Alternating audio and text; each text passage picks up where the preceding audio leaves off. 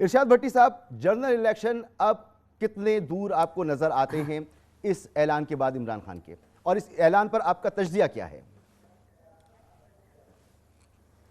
دیکھیے، دو سوال ہیں آپ کے. پہلا ہے کہ جنرل الیکشن کب نظر آتے ہیں. مجھے نہیں لگتا کہ پی ڈی ایم حکومت جنرل الیکشن پہلے کروائے گی. یہ آخری لمحوں تک چاہے گی کہ اقتدار میں رہے اور اپنی مدت پوری کرے.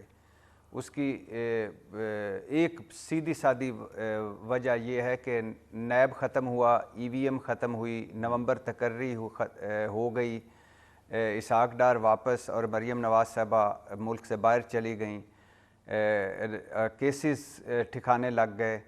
اب ہے پنجاب حکومت کو ہٹا کر اور نواز شریف صاحب کو واپس لانا، ان کے کیسز ختم کرنا، ان کی نااہلی ختم کرنا، ان کو وزارت عظمیٰ کے لیے تیار کرنا اور ان کے زیر سایہ الیکشن لڑنا.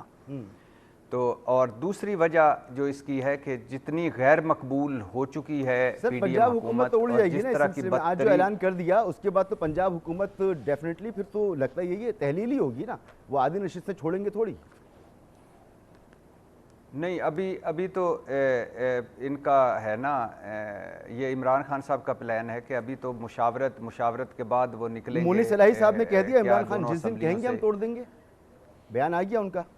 نہیں عمران خان صاحب، نہیں، مسئلہ یہ نہیں ہے کہ کوئی توڑنے کے لیے تیار نہیں ہے. مسئلہ یہ ہے کہ ابھی تو مشاورت ہوگی نا، مشاورت ہونے کے بعد پارلیمانی پارٹیوں کی میٹنگ ہوگی، اس کے بعد وہ اعلان کریں گے استعفوں کا. تو میں پی ڈی ایم کا، یہ تو عمران خان صاحب کا لائے عمل ہے نا، پی ڈی ایم کا بتا رہا تھا، آپ نے پوچھا کہ الیکشن کروائیں گے کہ نہیں کروائیں گے.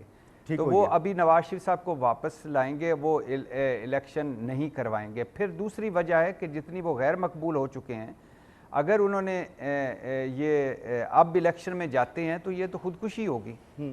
یعنی اس وقت الیکشن میں جانا تو ایک سیاسی خودکشی ایک سمجھی جائے گی. ٹھیک ہے.